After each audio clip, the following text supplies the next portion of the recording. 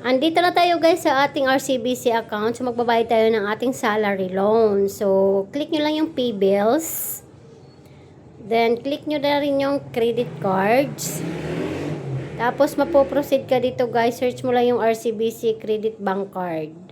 Then dito na tayo mapupunta. Dito sa my card number guys. So ilalagay nyo yung salary card number nyo. Then continue mo lang. After mo makontinue, ganito na yon. Maglalagay ka ng exact amount na babayaran mo. Pati centavos is ilalagay nyo po yan. Then, continue na kung wala ng problema. Then, ito na yung magiging resulta niya. So, click to pay mo lang siya. Then, makaka-receive ka ng notification na OTP. Yan sa'yo.